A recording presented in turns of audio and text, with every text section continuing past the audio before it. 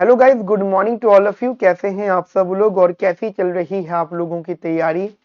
Guys, आज हमारी alpha series में मैथमेटिक्स का एक और बहुत इंपॉर्टेंट टॉपिक कवर होगा, कंपोजिट फंक्शंस।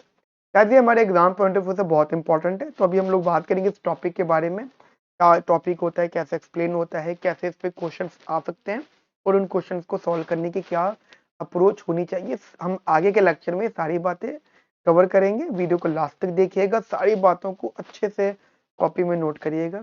और गाइस, ये हमारा लेक्चर नंबर 4 है। इससे पहले हमने लेक्चर नंबर 1, 2, 3 जो कि फंक्शंस पर ही हैं, हमने ऑलरेडी कवर कर दिए हैं। तो प्लीज अगर आपने वो लेक्चर नहीं देखे तो उन सारे लेक्चर्स को अभी देख लीजिएगा। मैं उन तीनों लेक्चर्स का लिंक इस वीडियो के डिस्क्रिप्शन में पोस्ट कर दूंगा। और हाँ, जो लोग न्यू हैं हमारे चैनल पे, मैं बताना चाहूंगा कि हम लोग कंप्लीट मैथमेटिक्स को कवर कर रहे हैं और आपके प्यारे यूट्यूब चैनल सेमिकॉन क्लासेस पर अपलोड कर रहे हैं। ये आज हमारा लेक्चर नंबर 4 है और ऐसे ही आगे चल के कंप्लीट मैथमेटिक्स आएगी। यदि आप एंट्रेंस एग्जाम दे रहे हैं और आपके सिलेबस में मैथमेटिक्स है तो ये जितने भी लेक्चर्स हैं आप लोगों के लिए बहुत ही लाभदायक साबित होंगे। ठीक है, तो गाइस चैनल को अभी सब्सक्राइब करिए, वीडियो को लाइक करिए, शेयर करिए और गाइस प्लीज प्लीज कमेंट जरूर किया कीजिए, क्योंकि गाइस आपके फीडबैक के बेसिस पे हम लोग यहाँ पे डिसीजंस लेते हैं, फिर आगे प्रोसीड करते हैं। चलिए शुरू करते हैं हम लोग अपनी आज की क्लास का डिस्कशन।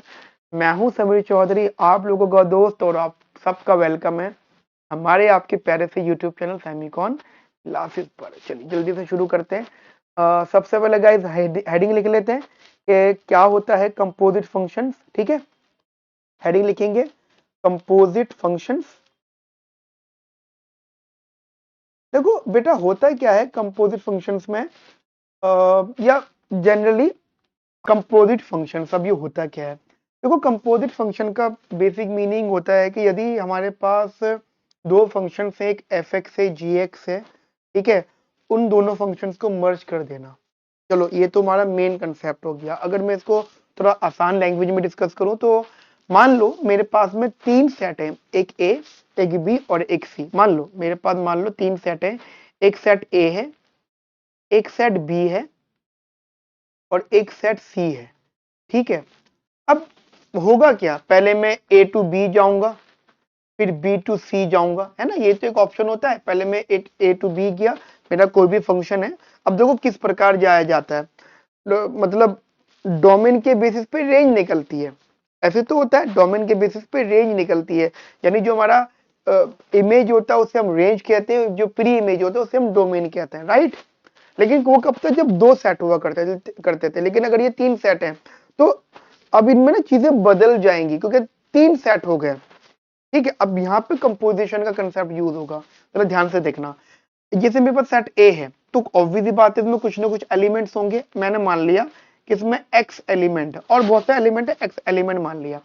मैं कहता हूं कि मेरे पास एक फंक्शन एफ है, एक फंक्शन है जिसका नाम एफ है, उसको मैं डिराइव कर रहा हूं फ्रॉम ए टू बी।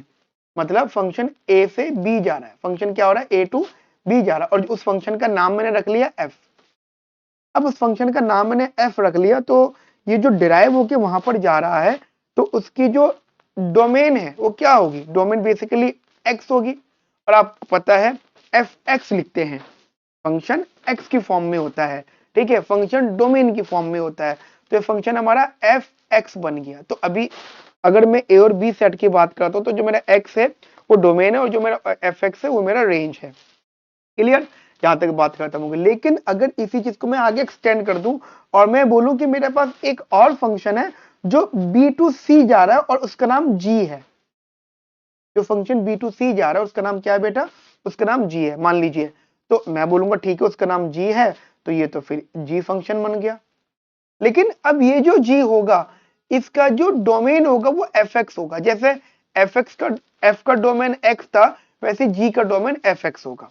जो एक जो प्री इमेज होती है ना बेटा, जो प्री इमेज होती है वो डोमेन होती है। तो उसकी प्री इमेज क्या है, जी की एफ एक्स, तो मैंने यहां पर रख दिया एफ एक्स। क्या है, समझ में आई मेरी बात।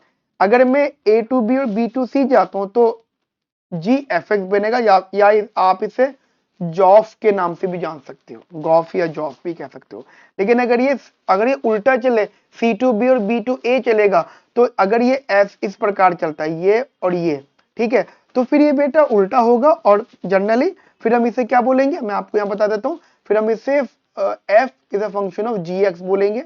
यदि ये अपोजिट कन्वर्स चलता है तो, और ये बन जाएगा आपका fog. Clear?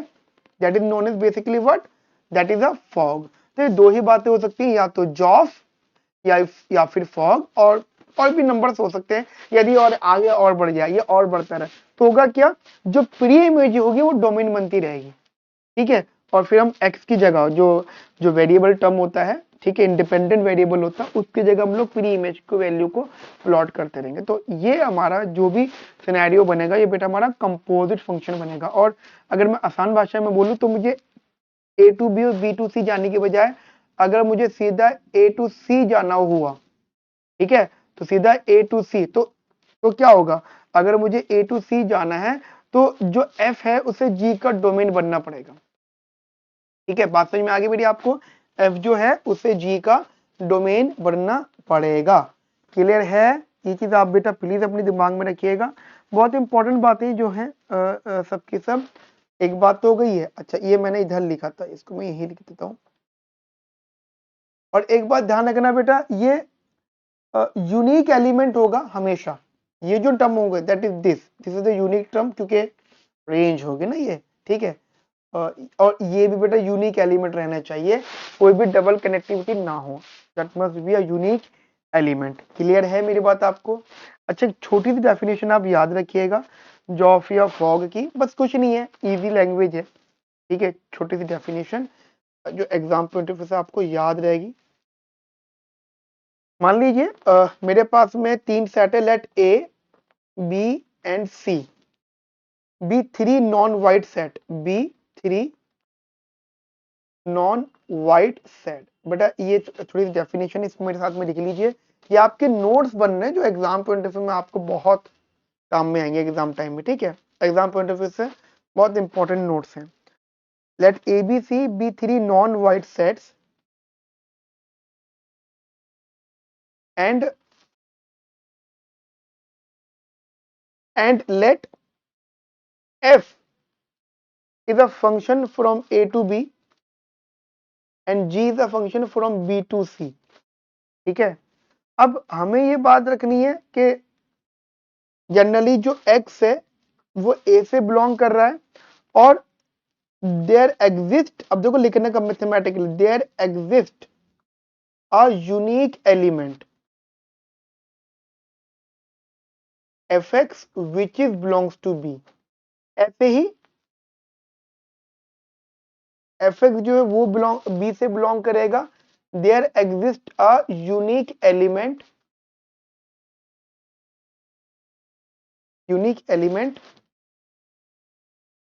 G fx belongs to C, ठीक है। तो उस केस में we can basically say that g of, ठीक है, या आप इसे G is a function of fx, ये कह सकते हो फॉर ऑल x, सारे x के लिए which is belongs to A is called composition या composite functions. Composition of f and G, composition of f and G, ये बात क्लियर है मेरी आप लोगों को? अच्छा, इसमें ना एक छोटा सा रूल है, वो जरा आप ध्यान रखिएगा। वो भी बेटा आप दो पॉइंट जरा लिख लीजिएगा मेरे साथ में, that is note number 1।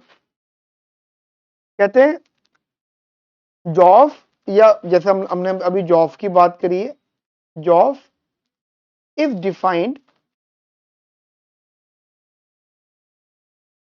only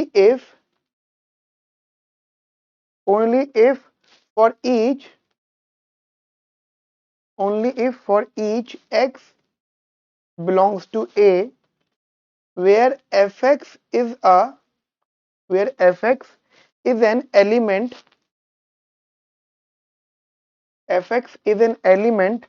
of G so that we can take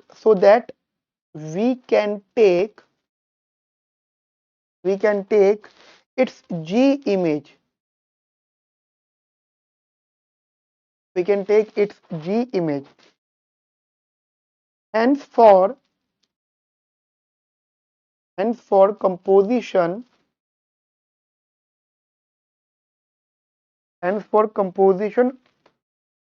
JOF to exist,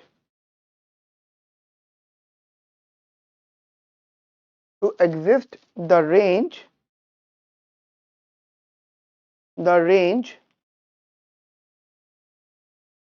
of F must be a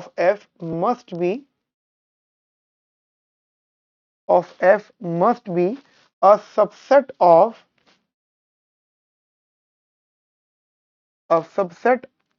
of the domain of F, domain of G. Clear? तो ये एक छोटे सा, ये आपका नोट 1 था। इसी के साथ में आप नोट 2 भी लिख लीजिए मेरे यहाँ पे guys. That is what, that is JOF is exist if and only if the range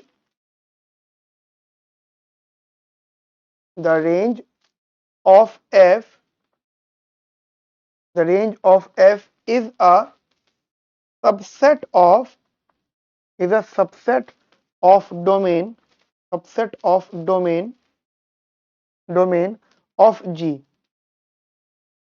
domain of G. Similarly,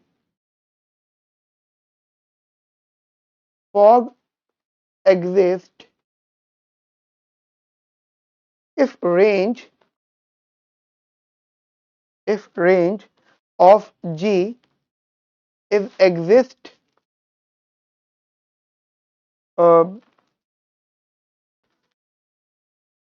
if range of G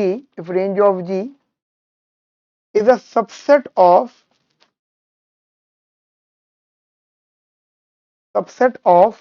domain of F।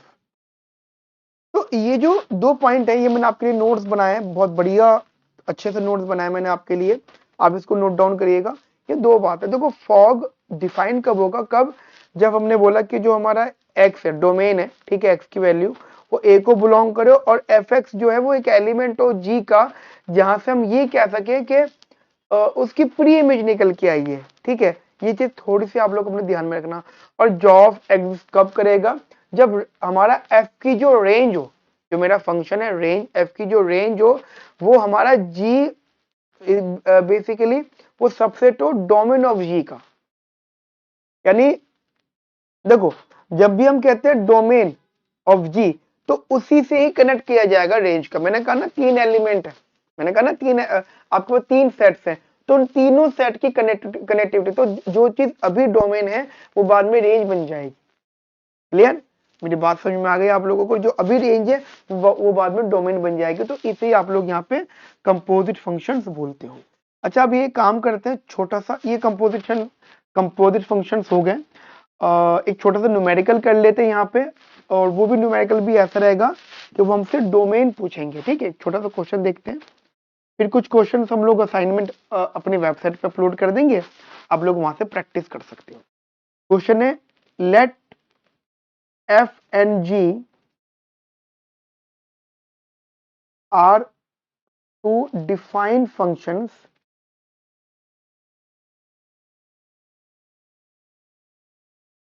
where fx is equals to 1 upon में x plus का 2 and gx is equals to x upon में x minus का 3। ठीक है बेटा, fx is equals to 1 upon में x plus का 2, fx is equals to 1 upon में x plus का 2 और gx is equals to x upon में x minus का 3।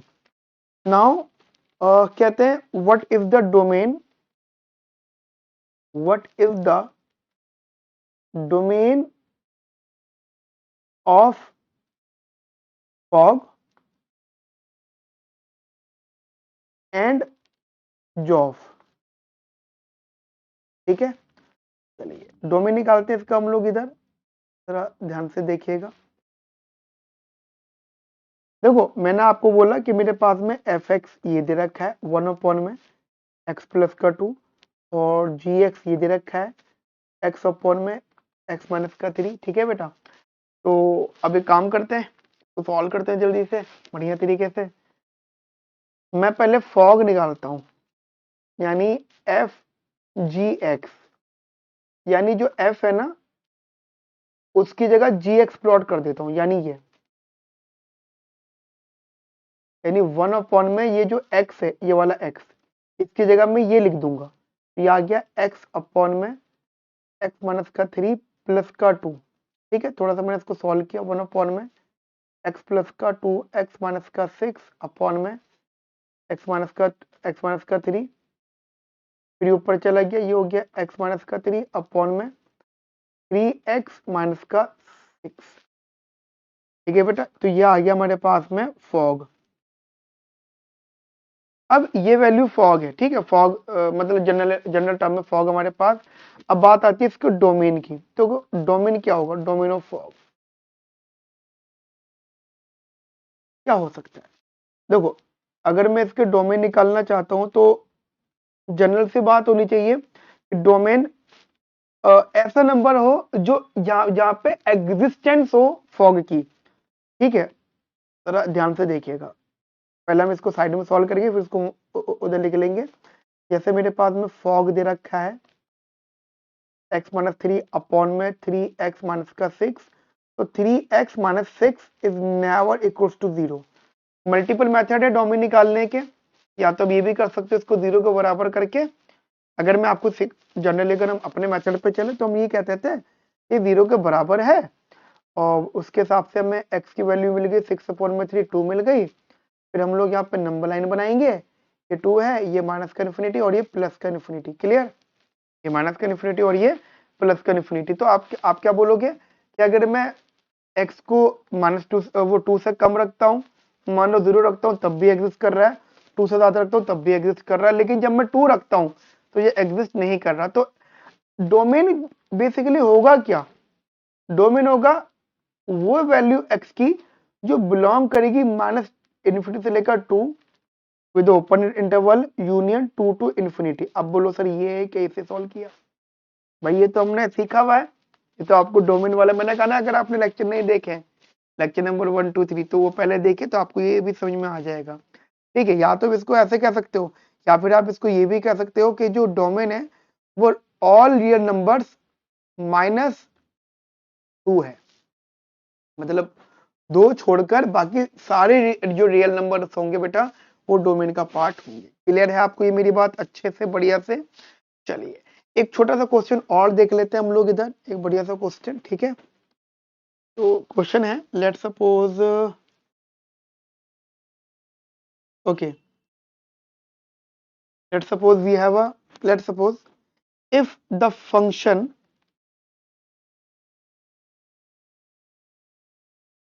the function f r to r be given by fx is equals to x square plus का 2 and g r to r real number to real number से be given by gx and it is x upon में x minus का 1। find fog and joff। ठीक है, पहले find करते हैं and domain of fog and जॉफ। इसका मतलब ये कि मुझे फॉग और जॉब भी निकालना है और मुझे उनके डोमेन भी निकालना है। ठीक है बेटा, फॉग और जॉब भी निकालना है और मुझे उनके डोमेन्स भी निकालने हैं। देख लेते हैं इसको। सबसे पहले हमारे पास जो फंक्शन था F X is equals to X square plus का 2, और ऐसे मैंने एक फंक्शन को उठा लिया G x is equals to x upon में एक्स माइनस का 1, ठीक है। और ठीक है, पहले हम लोग क्या एक काम करते हैं, फॉग निकालते हैं। अब फॉग का लिखने का तरीका क्या होता है, F function of G X, ठीक है, यानी जो एफ है उसकी जगह आप ये पुट कर दो, ये वाला पूरा function, that is x upon में एक्स माइनस का 1, यानी जो x है उसकी जगह आपने रख दिया तो ये x अपॉन में x माइनस 1 का होल स्क्वायर प्लस का 2 हो गया। फिर आपने इसको और सॉल्व किया, ये आया एक्स स्क्वायर प्लस का 2 इंटू एक्स स्क्वायर माइनस वो ये एक्स, इसको ओपन भी कर लो, एक्स स्क्वायर प्लस का 1 माइनस का 2x और अपॉन में x माइनस 1 का होल स्क्वायर, है ना, आप ऐसा कह सकते हो, है ना जी। फिर हमने इसको ऑल सॉल्व कर लिया, ये एक्स स्क्वायर आ गया और ये प्लस का 2x स्क्वायर आ गया, ए प्लस का 2 आ गया, माइनस का 4x आ गया और अपॉन में x माइनस 1 का होल स्क्वायर आ गया। थोड़ा बहुत सॉल्व करें अगर हम इसको, ठीक है जी, तो ये मिला मुझे 3x स्क्वायर माइनस का 4x प्लस का 2 अपॉन में x माइनस 2 का होल स्क्वायर, ठीक है। तो आप चाहो तो इसको जनरलाइज फॉर्म में सॉल्व भी कर सकते हो, बिल्कुल बिल्कुल। अब ये आ गया। अब मुझे एक छोटी सी एक बात बताओ, ये मेरा आया है जनरली फॉग, ठीक है, ये मेरा आया क्या बेटा, फॉग। अब एक छोटी सी बात सोचना आप लोग इधर, दैट इज मुझे ये मेरा फॉग आ गया। अब मुझे कोई बोलता है इसका डोमेन निकालो, जैसे डोमेन, तो डोमेन आप खुद सोचो कैसे निकालते थे, कि जो पूरी इक्वेशन होती थी आप उसको इक्वल्स टू 0 रखते थे, है ना, आप करते थे, फिर उसके बाद आपको नंबर लाइन मिलती थी और फिर नंबर लाइन जो मिलती मतलब नंबर्स मिलते थे, क्रिटिकल पॉइंट मिलते थे, फिर आप उनको नंबर लाइन पर ड्रॉ करते थे। नंबर लाइन पर रखने के बाद में फिर आप ये कहते थे कि जिन जिन इंटरवल्स में फंक्शन एग्जिस्ट नहीं कर रहा या कर रहा है, फिर आप उनको बताते करते थे, राइट। एक टेक्निक भी है, एक मेथड भी है, माइंड ऑफ कॉम्पिटिटिव, ठीक है, कॉम्पिटिशन माइंड। अब न्यूमरेटर में देखो, अगर आप इसको फैक्टराइजेशन भी कर सकते हो, लेकिन अगर आप डिनोमिनेटर देखोगे तो डिनोमिनेटर में आपको ये नंबर दिख रहा है। आपको ये बात कंफर्म है कि अगर कोई भी रेस्ट्रिक्शन है, अगर न्यूमरेटर वाला रूट में नहीं है, लॉग में नहीं है, ट्रिग्नोमेट्रिक में नहीं है, सिंपली पॉलिनोमियल है। ध्यान रखना, पॉलिनोमियल फंक्शन का सारे रियल नंबर पे पॉलिनोमियल फंक्शन डोमेन एग्जिस्ट करता है, ये बात आपको मालूम होनी चाहिए। बट डिनोमिनेटर में x माइनस का 1 दे रखा है, ये गड़बड़ी करेगा। तो हम क्या कह सकते हैं कि it is basically at x minus का 1, ये कभी भी 0 के बराबर नहीं हो सकता। Then x not equals to 1, यानी रियल नंबर सब होंगे x के इज इक्वल्स टू 1 को छोड़ के, वो डोमेन सब होगा but x is equals to 1 को छोड़ के। तो अगर मुझे कोई बोलता है what is the domain of fog, ठीक है, तो मैं यही कह सकता हूं कि जो डोमेन है वो, जैसे डोमेन की अगर मैं इसकी बात करता हूं, ठीक है, जो मेरा बिलोंग करेगा domain, it is basically what, हाँ जी बताइए, that is x belongs to where, from which point, वो लाई करेगा रियल नंबर्स में से, आप सिर्फ 1 माइनस कर दो, क्लियर। ये बहुत इजी सा मेथड है, आप यहाँ से इसको माइनस कर सकते हो तो आपका वो डोमेन जो है यहाँ पर आ जाएगा। अच्छा, इस क्वेश्चन में इन्होंने जॉफ और फॉग दोनों पूछा था और साथ ही उन्होंने दोनों के डोमेन पूछे थे। यहाँ पे मैं आपको थोड़ा सा होमवर्क दे रहा हूँ, मैं देखना चाहता हूँ कि आप में से कितने लोग इसको सॉल्व कर रहे हैं। मैंने आपको फॉग बता दिया और उसका डोमेन निकाल दिया, अब आपको जॉफ निकालना है।